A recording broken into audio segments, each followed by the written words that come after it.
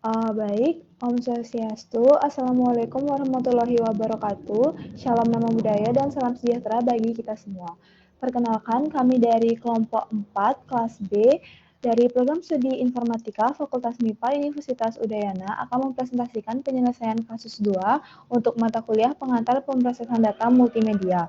Untuk anggota kelompok, saya sendiri yaitu Ana Agung Sri Intan Permatasari dengan NIM 2208561059. Dan saya Imade Chandra Wijaya dengan NIM 22085610009. Dan saya Ignatius Charles Sansburwos dengan NIM 2208561041. Saya Niko Mangpurnami dengan NIM 2208561071. Oke, untuk penyelesaian kasus 2 dari mata kuliah PPDM ini yaitu membangun sebuah sistem pengenalan jenis emosi, ucapan atau suara dengan CNN atau Convolutional Neural Network dan ekstraksi fitur MFCC. Sistem ini diimplementasikan menggunakan bahasa pemrograman Python, di mana fitur utama aplikasi ini yaitu user dapat menginputkan file audio dengan format WAV untuk memprediksi emosi dari ucapan yang terdapat dalam file audio tersebut. User dapat menginputkan lebih dari satu file audio dan sistem dapat melakukan prediksi secara sekaligus. Fitur lainnya yaitu user dapat mengunduh file audio beserta prediksi emosinya.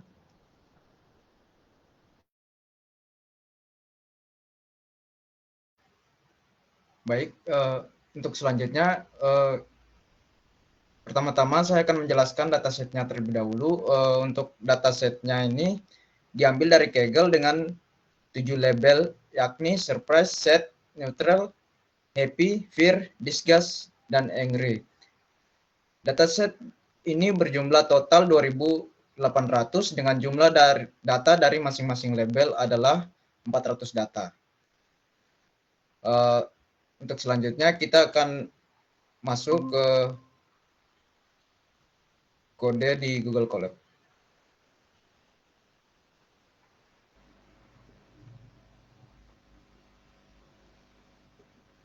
Baik, pertama-tama kita akan menyambungkan dulu Google Colab dengan Google Drive untuk mengakses dataset kita. Lalu selanjutnya kita akan mengimpor library yang dibutuhkan untuk proses selanjutnya, seperti untuk dengan tujuan manipulasi data, visualisasi, dan lain-lain. Lalu selanjutnya kita juga mendefinisikan path folder dataset kita terlebih dahulu. Lalu selanjutnya kita akan pada potongan kode ini kita membuat path dan label dengan membuat list kosong untuk menyimpan path file audio dan label emosi yang terkait. Selanjutnya kita juga menelusuri direktori dataset dan mengumpulkan jalur serta label file pada kode berikut, dan hasilnya kira-kira seperti berikut. Untuk beberapa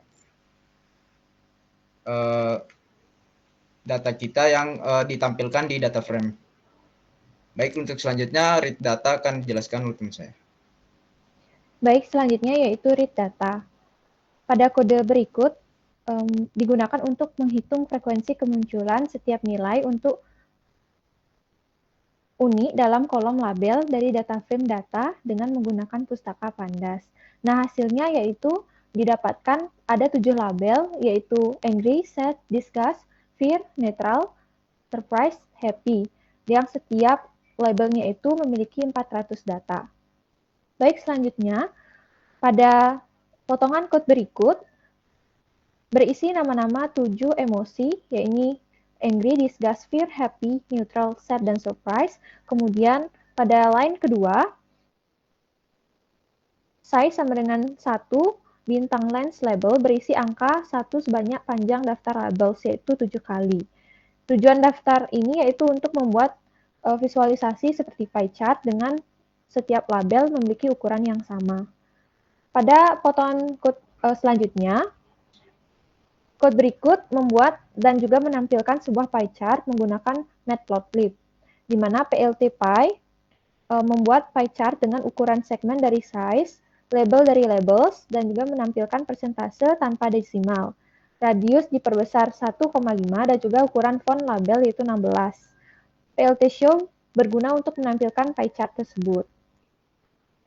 Selanjutnya, di sini merupakan hasil dari pembuatan diagram pie tadi. Tentunya yaitu processing dan juga visualisasi data. Baik yang pertama yaitu fungsi untuk memprocessing audio mencakup resampling, noise reduction, kemudian penghapusan keningan atau silence removal, kemudian normalisasi. Yang pertama yaitu fungsi untuk preprocessing audio. Yang pertama dilakukan definisi fungsi, yaitu mendefinisikan fungsi preproses audio yang mengambil 3 argumen yaitu pad, kemudian SR 16.000 Hz, kemudian augment itu diset sama dengan false. Selanjutnya yaitu load file audio dan juga resample. Memuat file audio dari pad dan juga meresample ke sample rate SR.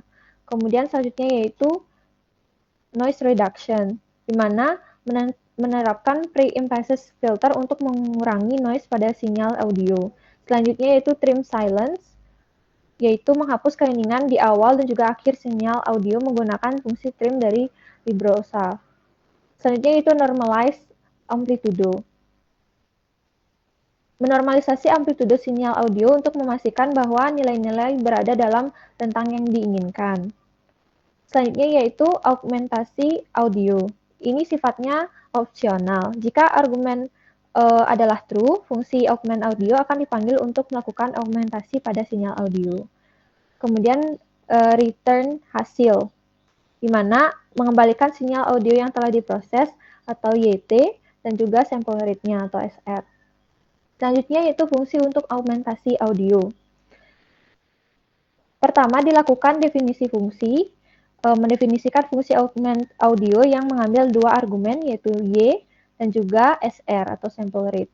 Kemudian dilakukan time stretching, di mana menerapkan time stretching pada sinyal audio dengan faktor acak antara 0,8 dan juga 1,2. Ini memperlambat atau mempercepat sinyal audio. Selanjutnya yaitu pitch shifting, di mana menerapkan pitch shifting pada sinyal audio dengan menggeser pitch naik atau turun sejumlah angka acak antara -5 dan juga dan 5. Selanjutnya yaitu penambahan noise. Menambahkan noise acak ke sinyal audio, di mana noise ini dihasilkan dengan distribusi normal dan juga ditambahkan ke sinyal audio dengan skala 0,02 untuk meningkatkan level noise. Yang terakhir yaitu return hasil. Dia mengembalikan sinyal audio yang telah diaugmentasi. Selanjutnya yaitu fungsi untuk plot berbentuk gelombang sinyal audio.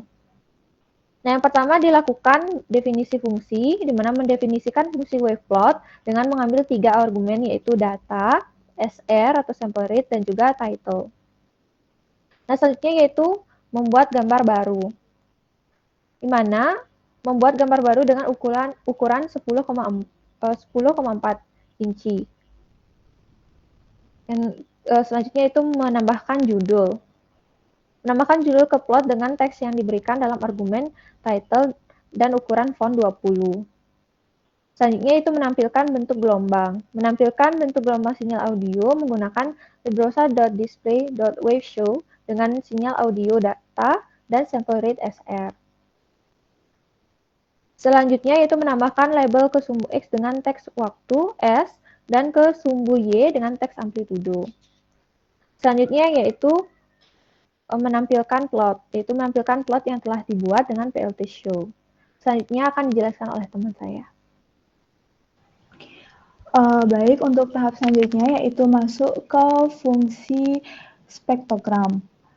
Nah, untuk fungsi spektrogram ini digunakan untuk memvisualisasikan spektrogram frekuensi dari sinyal audio dalam bentuk spektrogram.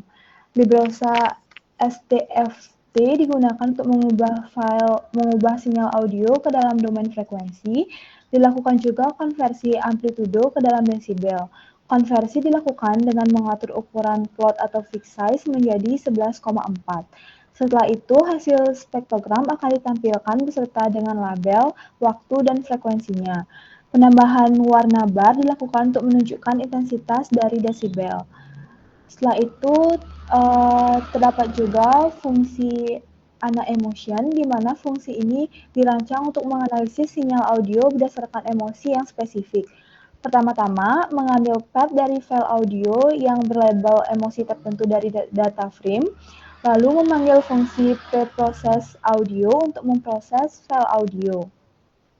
Setelah itu, membuat plot bentuk gelombang dan spektrogram dari audio yang telah diproses dan menampilkan player audio agar sinyal bisa didengarkan.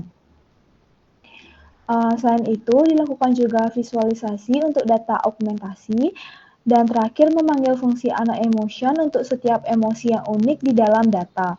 Ini memastikan bahwa semua variasi emosi dalam dataset diproses dan divisualisasikan dengan baik. Oke, lanjut ke hasil dari preprosesinya. Nah, ini merupakan hasil dari visualisasi beberapa audio. Pertama itu terdapat audio dengan label angry.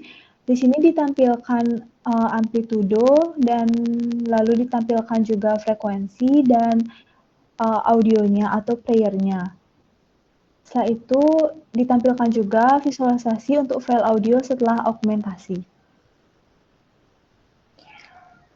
Setelah tahap preprocessing, masuk ke tahap ekstraksi fitur.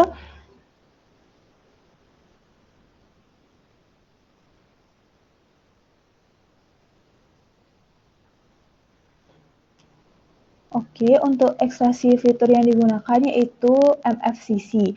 Pertama-tama, yaitu memuat dan memproses file audio dari path yang telah diberikan. Menggunakan librosa feature.mfcc untuk mengekstrak fitur MFCC dari sinyal audio dengan sample rate yaitu 16.000 yang di set default, lalu jumlah koefisien dari MFCC yang digunakan yaitu 13 dan hope lag untuk menentukan jumlah sampel antara frame-frame yang berurutan dengan panjang yaitu 512. Selain itu dihitung juga nilai rata-rata dari MFCC-nya. Selanjutnya, dilakukan iterasi melalui setiap baris dalam data frame data dengan mengambil path file audio beserta dengan labelnya. Setelah itu, mengekstrak fitur MFCC dari file audio dan menambahkan fitur yang diekstrak beserta label ke dalam list feature dan labels. Lalu fitur dan label ini dikonversi ke dalam bentuk array. Dilanjutkan dengan encode label.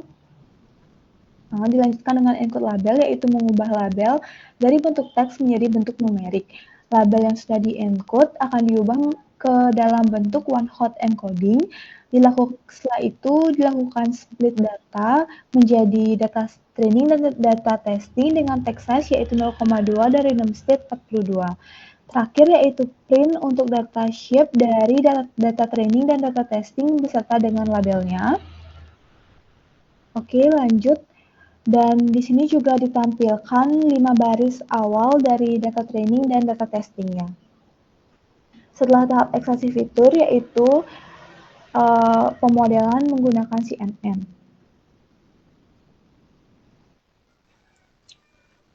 Baik, di sini saya akan menjelaskan pemodelan menggunakan CNN. Nah, pada bagian awalnya itu kita memerlukan beberapa library, import library dan definisi variabelnya.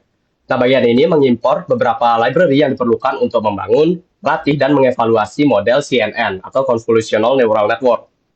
Library seperti TensorFlow dan Keras digunakan untuk membangun model. Selanjutnya ada sklearn, itu digunakan untuk preprocessing, data, dan juga evaluasi.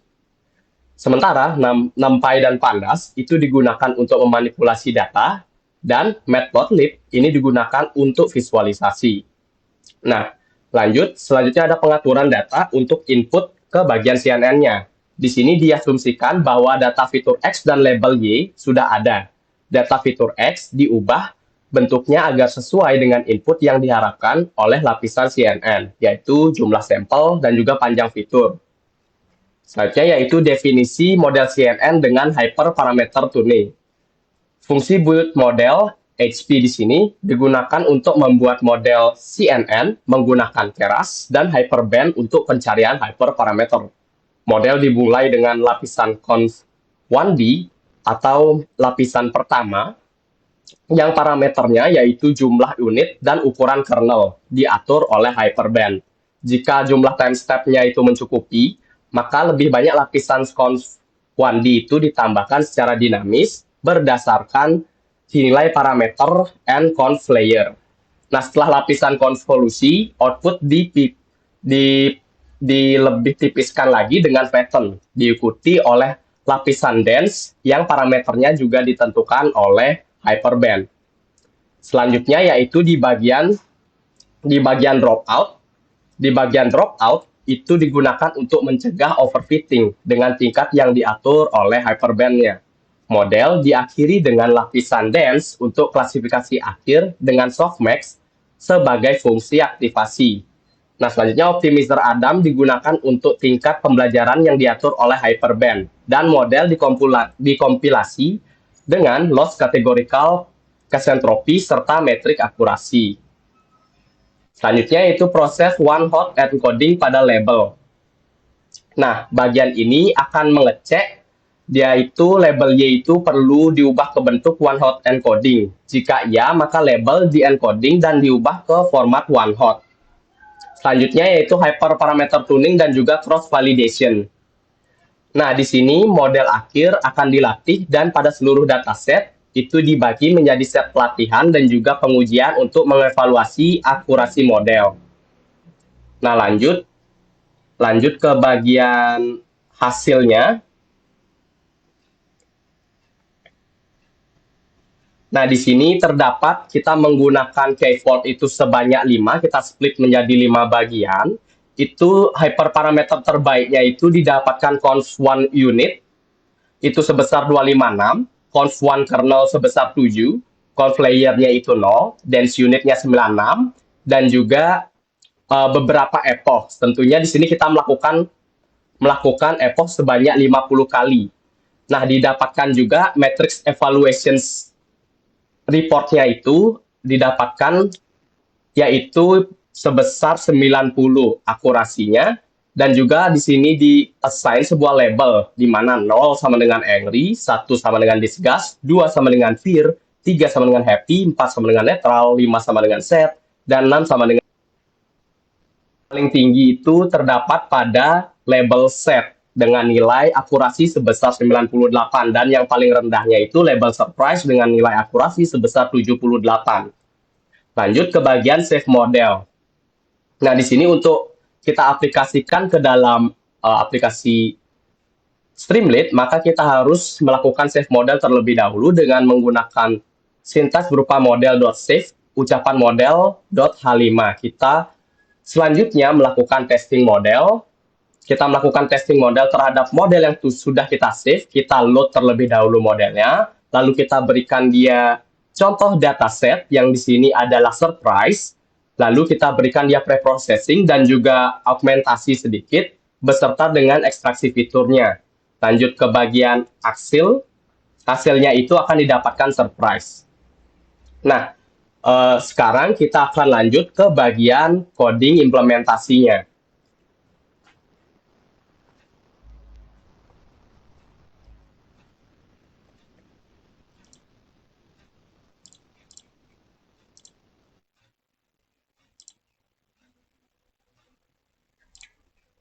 Nah, di sini kita menggunakan Streamlit untuk pengaplikasian dari websitenya. Di sini kita perlu menambahkan app.py dan juga model yang telah kita save. Nah, di dalam code-nya ini kita perlu beberapa library yang digunakan untuk preprocessing dan juga load model serta ekstraksi fiturnya. Nah, di sini karena kita sudah melakukan preprocessing sebelumnya pada model, kita tidak perlu melakukan preprocessing tambahan, tetapi pada di bagian awalnya saja. Di sini kita menggunakan label encoder feed, yaitu angry, disgust, fear, happy, neutral, sad, dan juga surprise. Selanjutnya dilakukan preprocessing audio dan juga extract fitur. Nah, di sini kita ada di bagian Streamlit app-nya, kita ada ST title, ini menggunakan untuk judulnya itu ya pengenalan emosi ucapan di bagian websitenya. Dan juga dilakukan button prediksi apabila user atau pengguna telah memasukkan file audio dengan accept multiple files dengan true, jadi user bisa memasukkan banyak file audio dan juga memprediksi banyak file audio. Maka setelah itu jika dia menekan tombol prediksi, pengguna akan pertama-tama dilakukan preprocessing terlebih dahulu. Setelah itu baru dilakukan ekstraksi fiturnya. Nah, setelah ekstraksi fitur telah dilakukan, maka akan diambil dari prediksinya. Prediksinya kita menggunakan st.write, hasil prediksinya itu kita bagi, di mana yang pertama itu kita ada audio filenya, nama audio name, dan juga kita sediakan audio playernya, dan juga prediksinya. Hasil prediksinya itu apa?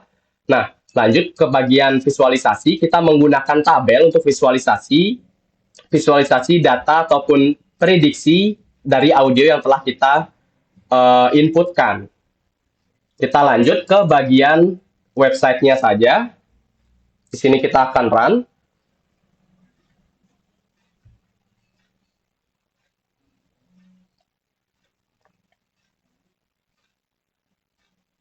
Nah, di sini user akan dapat memasukkan file melalui browse file ataupun dapat di drag and drop.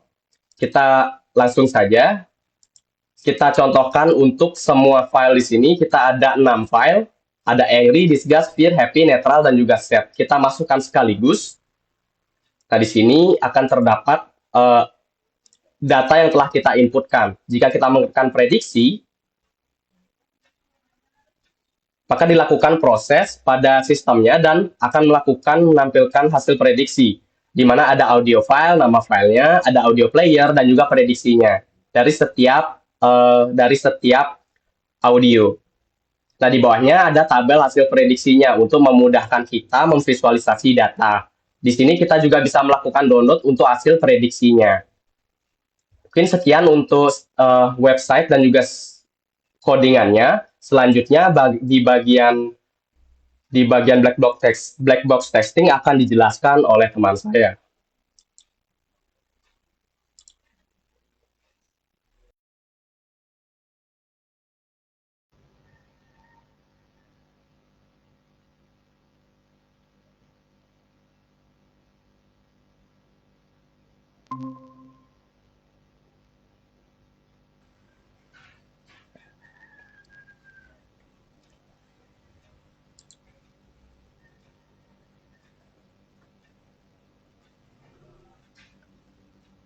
Baik, di sini saya akan menjelaskan black box testing pada sistem perangkat lunak yang telah kelompok kami buat. Jadi untuk pengujiannya di sini kita menggunakan 3 cara, yaitu black box dengan graph base, kemudian equivalence partitioning, dan juga boundary values analysis. Adapun yang pertama yaitu graph base. Sebenarnya metode graph base ini adalah teknik yang menggunakan struktur grafis untuk mewakili aliran data atau kontrol dari aplikasi yang diuji. Berikut merupakan alur pengujian sistem dengan graph base. Nah, aplikasi web ini menyediakan alur kerja yang efisien untuk pengguna dalam mengelola file audio. Pengguna dapat mengakses landing page dalam waktu kurang dari 15 detik untuk memulai. Mereka dapat dengan cepat mengunggah file audio dalam format WAV dengan waktu respon kurang dari 2 detik. Setelah diunggah, aplikasi tersebut secara cepat memproses setiap file audio, memprediksi emosi dalam waktu kurang dari 2 detik per file atau kurang dari 10 detik untuk beberapa file, misalnya 7 file. Nah, hasil prediksi disajikan dengan nama file, dilengkapi dengan pemutar audio untuk mendengarkan ulang, serta tabel yang merangkum hasil prediksi untuk mempermudah analisis dan juga manajemen data. Nah, selanjutnya yaitu dengan black box dengan teknik equivalence partitioning, di mana teknik equivalence partitioning ini adalah teknik yang membagi dataset input data dari aplikasi ke dalam beberapa kelas atau kelompok yang disebut partisi equivalent. Nah, pada test case metode ini akan menunjukkan fitur-fitur yang akan diuji dengan tujuan untuk mengetahui apakah website ini layak untuk melakukan proses pengenalan emosi ucapan. Nah, berikut merupakan tabel pengujian dengan equivalence partitioning, di mana ada pun text step-nya yaitu ada 6. Kemudian yang pertama yaitu melakukan running program melalui terminal. Nah, pada uji akan menampilkan landing page system dan hasilnya yaitu berhasil. Kemudian yang kedua yaitu menekan file browse untuk upload file WAV atau menarik file langsung ke arah box yang tersedia. Nah, ujinya akan menampilkan data original yang ingin diproses. Nah, hasilnya berhasil. Kemudian yang ketiga, menekan tombol prediksi. Akan menampilkan hasil prediksi berupa nama file audio, pemutar audio untuk setiap file yang masuk, kemudian prediksi terhadap file audio, dan tabel prediksi. Nah, hasilnya yaitu berhasil. Kemudian yang keempat yaitu memutar pemutar audio. Nah, akan dapat mendengarkan file audio yang diputar, dan hasilnya yaitu berhasil. Yang kelima, test case-nya yaitu melakukan download file audio. Nah, ujinya akan menyimpan file audio yang diinginkan, dan hasilnya yaitu berhasil. Kemudian yang keenam, melakukan download tabel hasil prediksi. Nah, ujinya akan menyimpan file CSV tabel hasil prediksi. Nah, hasilnya yaitu berhasil. Selanjutnya yaitu black box testing dengan teknik boundary values analysis. Boundary values analysis adalah teknik yang fokus pada pengujian batas-batas dari partisi ekuivalen. Nah, untuk melakukan testing ini dapat dibagi menjadi beberapa hal yang ingin diuji. Coba dengan parameter T atau true atau valid dan juga F atau fail. Nah, berikut merupakan tabel file audio yang akan diuji coba. Adapun filenya yaitu Yafyong Angry dengan ekstensi WAV dan dengan besar 101 KB. Kemudian yang kedua yaitu TensorFlow dengan ekstensinya yaitu APK dengan besar 377 MB. Selanjutnya itu data Snatia dengan ekstensi TXT dengan besar 25 KB. Nah, adapun uji dan juga testing terhadap file tersebut adalah sebagai berikut. Nah, file Yafyong Angry itu pada uji itu true dan hasilnya true. Nah, keterangannya itu berhasil. Kemudian TensorFlow diuji dia false dan hasilnya itu false. Keterangannya itu berhasil. Yang terakhir itu data Snatia, ujinya yaitu false dan hasilnya false, sehingga keterangannya berhasil. Sekian black box testing dari sistem aplikasi pengenalan emosi ucapan. Selanjutnya saya kembalikan kepada teman saya.